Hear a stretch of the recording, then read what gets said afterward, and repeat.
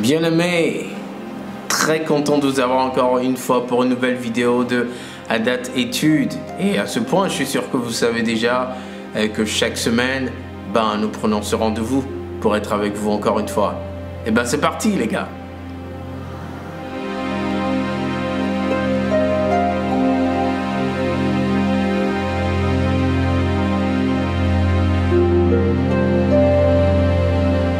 Bienvenue dans un nouvel épisode de Adat Études qui se tient chaque lundi. En tout cas, on essaye de le faire chaque semaine pour vous parler un peu de quelques versets bibliques.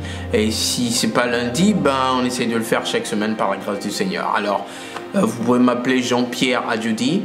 Je prends plaisir à passer ces quelques minutes avec vous pour rentrer dans les versets bibliques et voir ce que le Seigneur dit à son Église. Alors, j'espère que vous vous portez bien. J'espère que vous et votre famille, vos familles, vos enfants, la femme, le mari, tout le monde se porte bien, la mère, le père, en ces temps très difficiles. Mais par la grâce du Seigneur, nous continuons d'avancer, d'aller de l'avant. Aujourd'hui, nous allons parler de ce thème. Voilà, soutenir l'œuvre de Dieu avec nos offrandes. Et je répète, soutenir l'œuvre de Dieu avec nos offrandes. Voilà ce dont nous allons parler aujourd'hui. Et tout de suite, j'aimerais vous dire que nos offrandes, en fait, jouent un rôle très très important. Et parce que sans nos offrandes, l'avancement du royaume des cieux sur terre est bloqué.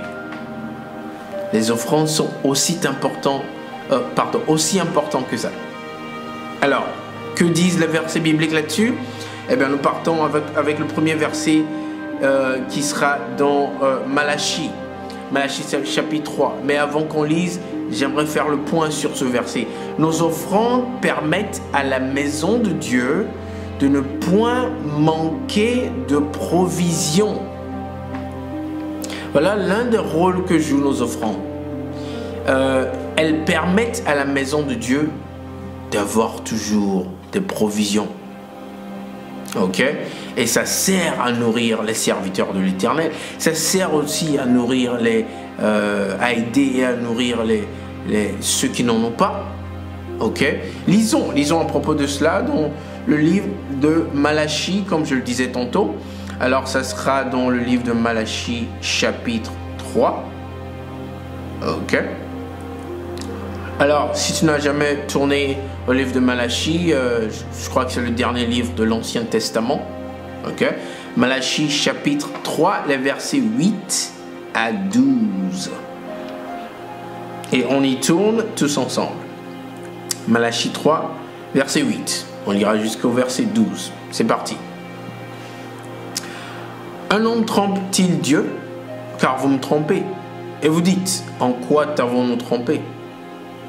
Dans les dîmes et les offrandes. Verset 9. Vous êtes frappés par la malédiction et vous me trompez, la nation tout entière. 10. Apportez à la maison du trésor toutes les dîmes, afin qu'il y ait de la nourriture dans ma maison. Mettez-moi de la sorte à l'épreuve, dit l'Éternel des armées. Et vous verrez si je n'ouvre pas pour vous les écluses des cieux, si je ne répands pas sur vous la bénédiction en abondance. Pour vous, je menacerai celui qui dévore, et il ne vous détruira pas les fruits de la terre, et la vigne ne sera pas stérile dans vos campagnes, dit l'Éternel des armées. Verset 12. Toutes les nations vous diront heureux, car vous serez un pays de délices, dit l'Éternel des armées. Alors, c'est pas moi qui le dis, On le lit dans le verset 10, l'Éternel qui parle clairement, qui dit « Apportez à la maison du trésor toutes les dîmes afin qu'il y ait de la nourriture dans ma maison. » Amen. Alors, ça dit ici dîme, mais moi je dis offrande parce que la dîme fait partie des offrandes de Dieu. La dîme, c'est quelque chose qu'on offre au Seigneur. Amen. Alors, ça permet qu'il y ait de l'abondance, de la provision dans la maison du Seigneur. Et c'est suivi de bénédiction que je viens de lire. Le Seigneur bénit toujours. Quand il nous demande de faire quelque chose et qu'on obéit, Il bénit toujours automatiquement, comme un très bon père le fait. Alors, une autre chose à savoir concernant nos offrandes, c'est que la plus grosse offrande vient du cœur et non du montant. Alors, très facilement, on pourrait penser que, le plus de montant que je donne, le plus je donne. Mais non, nous savons que l'Éternel ne voit pas les choses comme nous les hommes, nous les voyons. Celui qui donne le plus dans les yeux du Seigneur, c'est celui qui donne avec le cœur, pas le montant. Nous allons lire un peu là-dessus. Et pour cela, pour bien illustrer cela, nous allons lire 2 versets différents. Les 2 versets se trouveront dans le Nouveau Testament. Tout d'abord, nous partons dans le livre de Luc, le chapitre 21. Luc, chapitre 21, les versets 1 à 4. Luc 21, 1 à 4, nous lisons. Jésus, ayant levé les yeux, vit les riches qui mettaient leurs offrandes dans le tronc. Il vit aussi une pauvre veuve qui y mettait 2 petites pièces.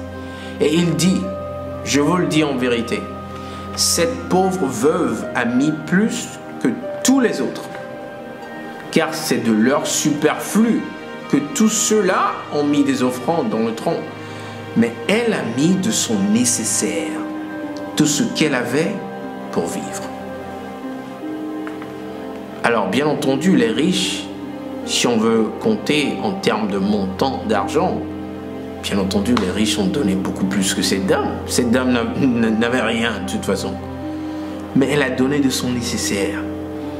Le cœur avec lequel elle a donné, malgré le fait qu'elle n'en avait pas, elle a donné tout ce qu'elle avait.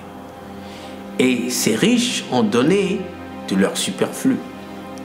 Par exemple, si tu as 10 000 $, tu donnes 500 $.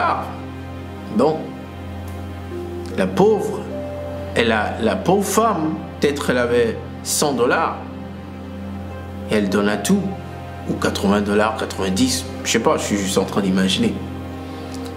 Le cœur avec lequel elle a donné a compté plus pour le Seigneur. Le deuxième verset sur ce point est dans 2 Corinthiens chapitre 9, rapidement. Pardon. 2 Corinthiens chapitre 9, le verset 7, qui dit que chacun donne comme il a résolu en son cœur, sans tristesse ni contrainte, car Dieu aime celui qui donne avec joie. Tout comme je le disais tantôt. Pour donner, on ne peut pas se sentir forcé. Le Seigneur ne reconnaît pas ça, le Seigneur ne bénit pas ça. Il faut donner avec un cœur en joie, sans contrainte ni tristesse. Voilà l'offrande que Dieu agrée, chers amis. Rien d'autre. Amen. Et le dernier point que nous aimerons toucher ici, c'est l'offrande déclenche la bénédiction financière. Alors ça ne devrait pas surprendre du tout, parce que je crois que nous en entendons parler pas mal. Et nous allons partir dans un livre que j'aime beaucoup, qui est le livre de Proverbes, le chapitre 3. Et ce sera le verset 9 à 10. Et nous lisons la parole de l'Éternel qui dit « Honore l'Éternel avec tes biens et avec tes prémices de tout ton revenu. » Verset 10 « Alors tes greniers seront remplis d'abondance et tes cuves regorgeront de mou. » Alléluia. L'offrande déclenche la bénédiction financière. Quand on honore le Seigneur avec nos biens et les prémices de tous nos revenus, alors qu'est-ce qui se passe? Pour couper court, on ne manquera jamais de rien. Alors je t'encourage aujourd'hui, toi qui me regardes, si tu viens te convertir ou tu fais pas encore partie d'une congrégation, ou soit tu as commencé nouvellement à aller dans une congrégation, prie, demande au Seigneur de te diriger, à savoir où offrir, mais je t'encourage à semer financièrement dans la terre qui t'est fertile, la terre que l'Éternel utilise pour te bénir spirituellement. il faut offrir.